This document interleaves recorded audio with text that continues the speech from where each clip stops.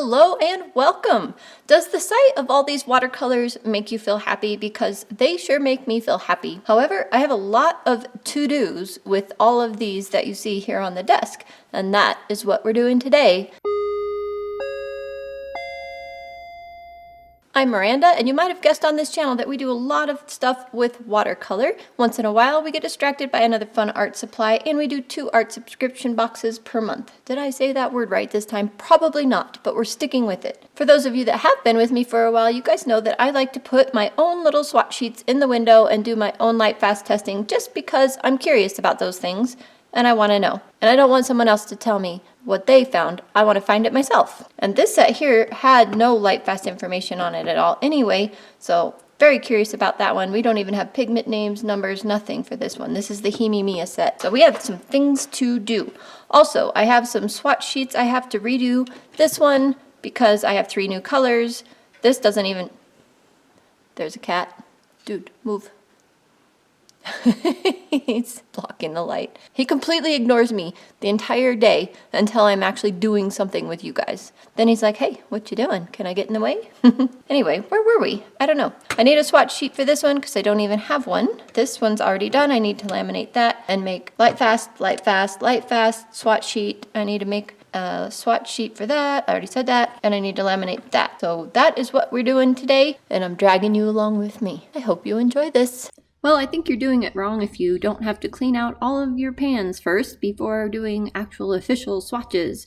Starting out with the lemon yellow, moving on to Sennelier Yellow Light. After that we have French Vermilion, Sennelier Red, and Opera Rose. Pretty colors. Phthalo Green Light, Forest Green, which I'm in love with. We'll be having a video on that coming up.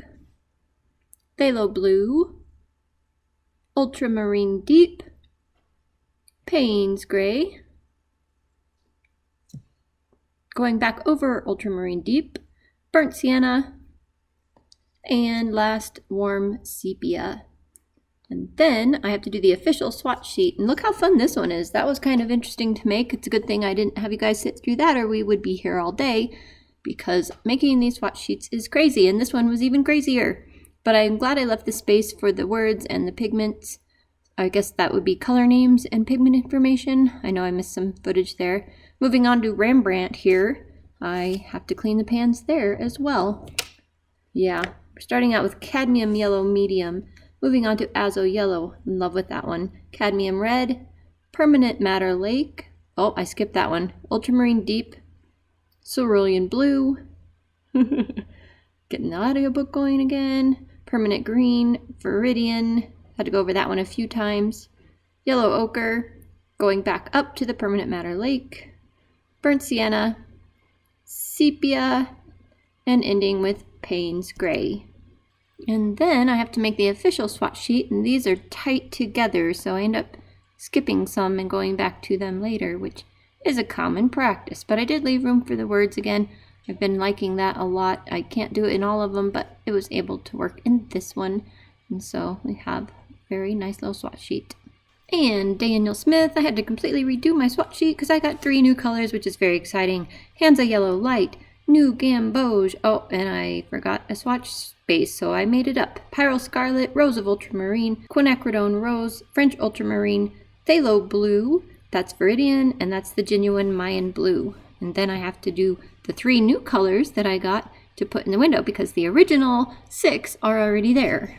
Then we move on to the Himi Mia, and these colors are Unknown, Unknown, Unknown, some more Unknown. I think you get the point. But some of them are very familiar, if you know what I mean. You're like, oh yeah, that's Lemon Yellow, that's definitely Azo Yellow. That's definitely Cadmium Red. That's definitely Opera Rose. That's definitely Alizarin Crimson. That's definitely Phthalo Blue. That's definitely Dioxazine Purple. That one's definitely Ultramarine Blue. And you kind of get the idea, right? So they're very familiar colors. They feel just like the other ones. And I actually kind of like them again. So I need to use this palette. I need to get it emptied out and put in colors that I actually know.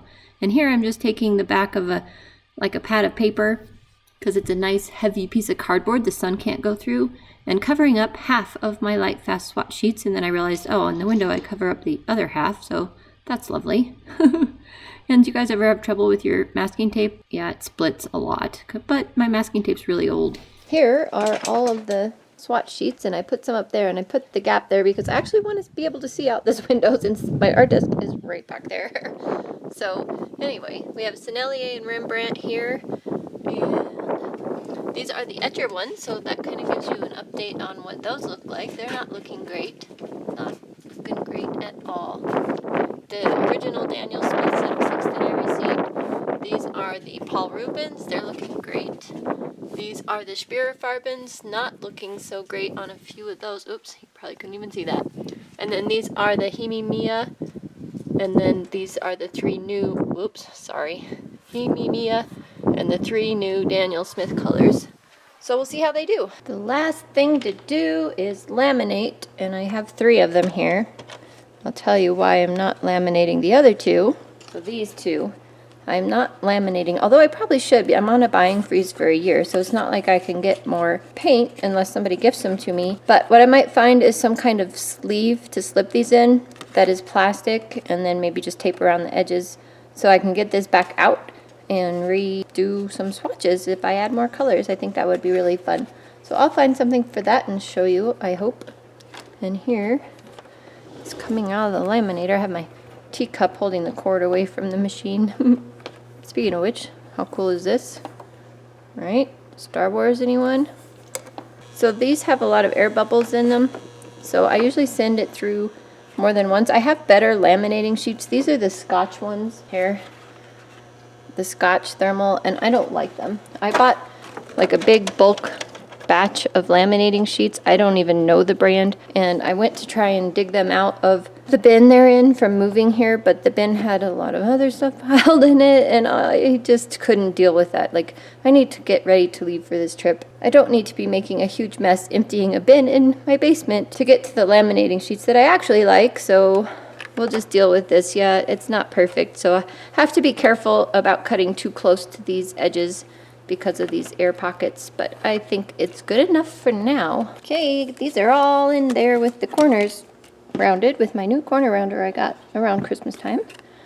And then I have this page protector. It has little feet kind of doodled on it, so I must have been doodling feet at some point, but it'll work.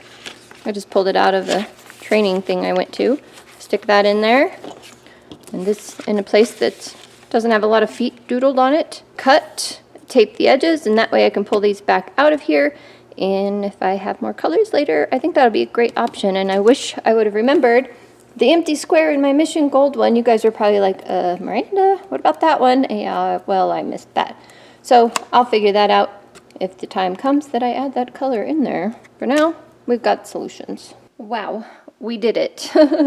That took a really, really long time, actually. These little swatch sheets are intricate, dang it. But I did get these into the little sleeves. I just need to cut the edges so that the palettes will close and we'll be done. Thank you so much for joining me with this little thing. It took long enough that it took all my filming time, so that's why you're getting a video of it. I hope you got maybe a new idea, something you hadn't thought of. Who knows? I have no idea, but I enjoy swatching. I enjoy watching swatching, and I hope you do too. We'll see you in the next video. You guys have a great couple of days. Bye for now. Is that true? Did I really not make a swatch sheet? No, I didn't. I only did the thingamabob and the thingamajigger. Okay.